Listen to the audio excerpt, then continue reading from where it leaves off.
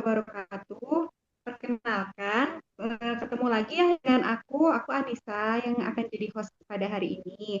Nanti podcast ini dibantu sama co-host dan ada beberapa narasumber. Untuk co-host bisa perkenalkan diri, nanti lanjutkan dari narasumber satu, 2, 3. Jadi persilakan. Terima kasih Kak Anissa atas kesempatannya. Halo semua, nama saya Widi Asrita. Di sini saya sebagai co-host podcast Nirwana Nusantara Berwarna.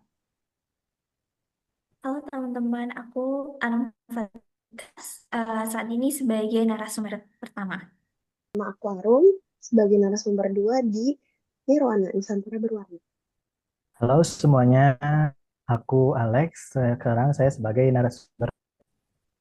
Selamat datang ya di Nirwana Nusantara Berwarna. Senang banget loh bisa ngobrol santai sama kalian hari ini, tapi tetap penuh makna ya pastinya. Kita bakal bahas sesuatu yang deket banget nih sama kita sebagai warga negara Indonesia, yaitu cinta tanah air, bangga berbangsa, dan tentunya budaya yang bikin kita unik, salah satunya batik. Ya, Anissa, bener banget. Jadi bayangin deh, setiap kita pakai batik itu bukan cuma soal fashion atau keren-kerenan aja, tapi setiap motif yang ada pada batik itu memiliki cerita dan filosofi yang bikin kita sadar kalau kita itu bagian dari sesuatu yang besar, dari keberanian, ketenangan, harapan, sampai kesucian pun semua ada di motif batik. Dan bikin kita sadar juga kalau kita beda-beda, tetapi kita tetap satu bangsa. Bener banget kata Kak Widi. Bahkan hal-hal yang sederhana kayak menghargai perbedaan, merawat lingkungan, atau menyebarkan hal positif tentang budaya Indonesia itu juga bentuk cinta tanah air loh. Apalagi kita sebagai CPNS atau pegawai publik misalnya bisa mengekspresikan diri dengan sikap yang profesional, etika kerja, dan sesekali pakai batik saat bertugas. Ini tuh bikin identitas bangsa jadi nyata loh. Iya, jangan lupa juga di era digital yang sekarang ini, kita tuh harus bijak dalam menyaring informasi ya dari berita yang negatif dan hoax. Karena hal tersebut tuh bisa bikin persatuan kita retak kalau kita nggak hati-hati nerima informasinya. Kita mulai dari Kak Fatih dulu ya. Arti bangga berbangsa itu sebenarnya. Nah, kalau menurut aku, bangga berbangsa buat aku itu tertulis sebagai identitas aja di KTP ataupun di paspor. Tetapi lebih ke kesadaran diri sendiri bahwa kita adalah bangsa dengan sejarah panjang, budaya yang kaya, keanekaragaman yang luar biasa. Misal, aku lahir di kota yang berbeda dengan teman-teman. Kita punya bahasa sendiri, misal ada bahasa Jawa, bahasa Madura, kemudian kita juga punya tradisi unik, kuliner yang khas, tetapi keanekaragaman itu semua menjadi satu kesatuan bangsa Indonesia. Nah, jadi bangga berbangsa itu saat kita sadar bahwa keanekaragaman bukan menjadi pemecah belah, tetapi justru menjadi kekuatan dan juga kekayaan bangsa Indonesia. Setuju banget sama Kak Fatih. Aku ngerasa kalau bangga dalam berbangsa juga harus diwujudkan lewat aksi nyata. Misalnya aku bikin konten digital tentang budaya lokal.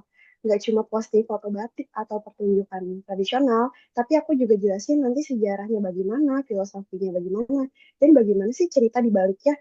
Karena kan banyak kayak anak muda sekarang nggak kenal batik dan kurang aware sama budaya daerahnya sendiri.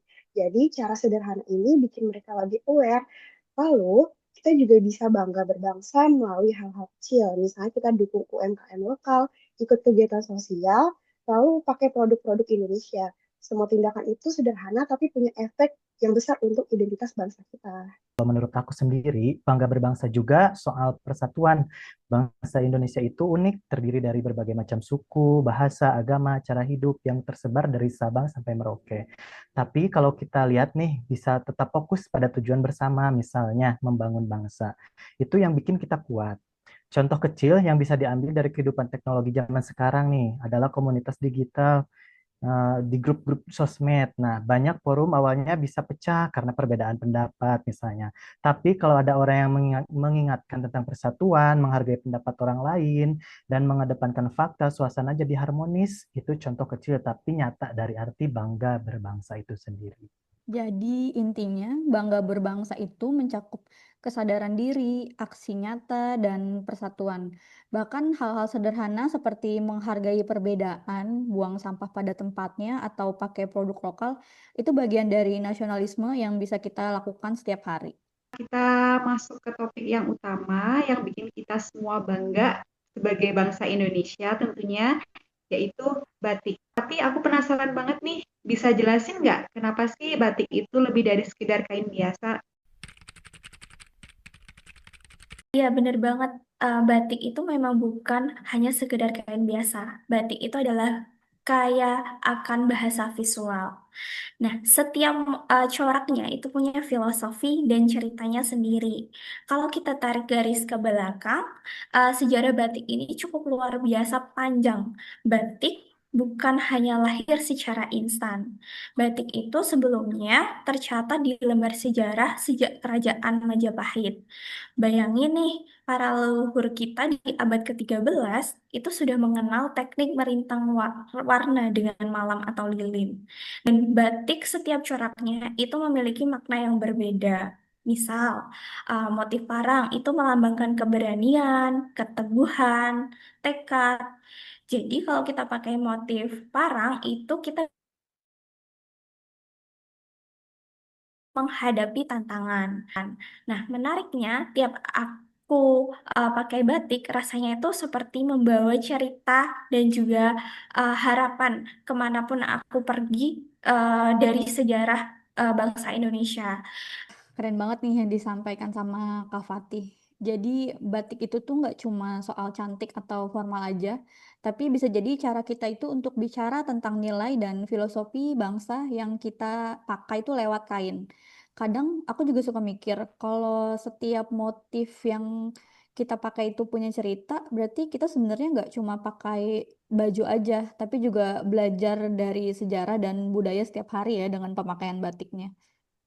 Dan yang bikin lebih menarik itu, kita setiap daerahnya itu punya motif khasnya sendiri. Misalnya Solo sama Jogja itu terkenal dengan motif klasiknya dan penuh filosofi. Lalu kalau kita ke Pekalongan, batiknya itu lebih ceria, warnanya lebih terang. Sementara kalau di Papua dan Kalimantan punya motif yang menunjukkan kearifan lokalnya sendiri. Misalnya berkaitan tentang alam atau tradisi mereka.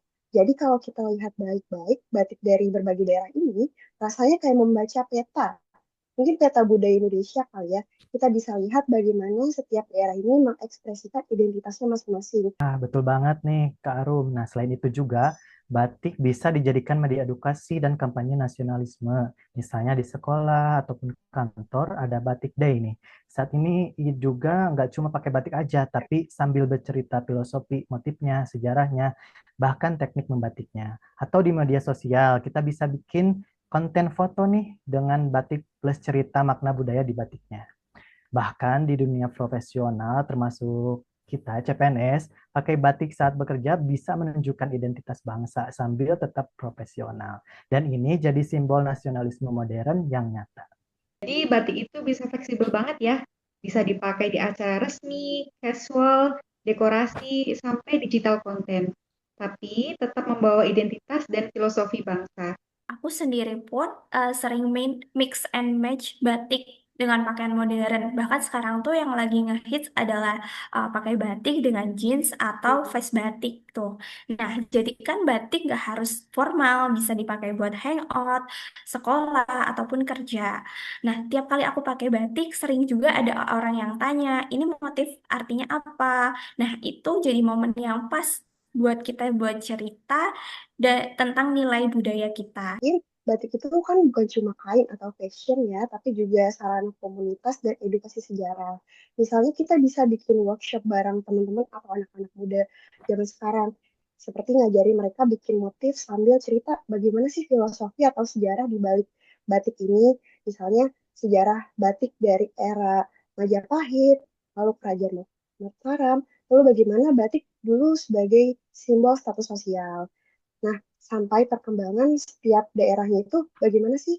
Seperti daerah Solo, Jogja, Pekalongan, Papua, dan Kalimantan, karena mereka punya batiknya masing-masing sesuai dengan kearifan lokal. Bahkan workshop pun juga bisa dikombinasikan dengan konten digital, misalnya dengan membuat video tutorial dalam mendesain batik, Jadi generasi muda makin sadar deh kalau banyak banget sejarah dan bangsa dan budaya Indonesia yang bisa kita gali. Jadi bisa dibilang kalau batik itu nggak cuma fashion atau estetika, tapi juga sebagai media belajar ya, media kampanye nasionalisme dan juga menjadi persatuan. Dari Solo sampai Papua, setiap motif juga punya cerita yang bisa kita bawa dan kita bagikan ya kepada masyarakat. Mungkin di luar Indonesia juga ya sebagai identitas bangsa. Dan nggak hanya itu teman-teman, kalau kita lihat tren sekarang, batik mulai masuk ke desain modern, dekorasi rumah, bahkan produk-produk digital. Jadi generasi muda bisa menikmati batik dengan cara yang relevan dan kreatif. Tapi tetap menghormati akar budaya itu sendiri. Jadi nasionalisme modern bisa terlihat nyata dan kreatif tanpa harus formal ataupun kaku. Itu yang bikin batik istimewa dan relevan sampai sekarang. Nah, benar banget tuh. Menurut aku juga selain identitas, batik juga bisa menjadi media kreatif untuk menumbuhkan rasa cinta tanah air. Misalnya, bagaimana ya cara menerapkan di kehidupan sehari-hari atau dalam kegiatan komunitas modern? Kalau dari aku, mungkin bisa media kreatifnya itu kita bisa bikin workshop batik untuk anak-anak muda.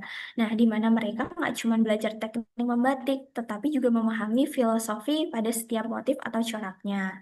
Bisa juga bikin konten kreatif di media sosial dengan menggabungkan motif batik dengan ilustrasi modern, fashion, ataupun desain digital. Saat orang melihat itu, mereka nggak cuma melihat kain nih, tetapi juga merasakan nilai yang dibawa cerita dari nenek moyang kita dan juga pentingnya warisan yang harus kita jaga. Nah, ini adalah salah satu bentuk nasionalisme modern yang nyata yang bisa menyentuh hati banyak orang tanpa harus formal ataupun kaku. Kalau diterapkan di profesi kita sebagai CPNS atau misalnya aku yang sedang bekerja di rumah sakit, bisa berpikir kalau batik itu bisa bikin kita lebih sadar tanggung jawab sebagai bagian dari bangsa. Jadi batik nggak cuma estetika atau pakaian aja, tapi media membangun rasa kebersamaan, menghormati perbedaan, dan menunjukkan bahwa kita satu bangsa, satu Indonesia dengan beragam warna yang indah. Jadi gitu ya intinya teman-teman, sebelum kita tutup, boleh nih masing-masing kasih pesan yang panjang dan juga mendalam untuk teman-teman tentang cinta tanah air dan batik, termasuk mereka yang bekerja atau belajar sebagai bagian dari bangsa ini. Oke, dari aku dulu ya Kak Anissa. Batik itu bukan warisan budaya yang sangat kaya dan memiliki sejarah panjang. Maka cintailah dan lestarikan setiap motifnya. Jangan menganggap sepele walaupun sekedar hanya pakai batik di hari biasa. Itu adalah bentuk bagian dari cinta tanah air dan penghargaan rasa bangga terhadap bangsa Indonesia. Kalau dari aku, bangga berbangsa itu bisa dimulai dari hal kecil, tapi kita harus konsisten. Misalnya kita pakai batik, sebarkan konten positif tentang Indonesia, lalu kita menghargai keberagaman. Lalu kita juga bisa mengikuti kegiatan sosial dan berikan contoh nyata di lingkungan sekitar. Semua tindakan itu dapat menumbuhkan karakter, membentuk rasa nasionalisme yang lebih modern, dan membentuk cinta tanah air terasa nyata. Kalau dari aku, mungkin ini untuk statement terakhir ya, Kak Anissa. Jadi batik itu merupakan simbol identitas dan integritas. Dengan memakai batik, kita menunjukkan siapa diri kita, menghormati budaya, menjaga warisan bangsa, dan ikut membangun rasa bangga yang nyata. Ini juga bentuk aksi nyata dari nasionalisme modern, tetap relevan, kreatif, dan inspiratif. Iya, setiap motif batik artinya punya cerita tersendiri ya. Mari kita merayakan warna-warni budaya kita dengan memakai batik dalam kegiatan sehari-hari untuk menunjukkan bangga kita menjadi warga negara Indonesia dan cintai Indonesia dengan cara yang nyata dan kreatif. Oke, teman-teman, terima kasih karena teman-teman udah berkenan hadir di podcast Nirwana Nusantara Berwarna. Ingat ya teman-teman, kalau batik itu bukan sekedar kain, tapi sebagai simbol nasionalisme, identitas, kreativitas, dan cinta tanah air yang hidup di setiap generasi. Dadah, sampai jumpa di episode berikutnya.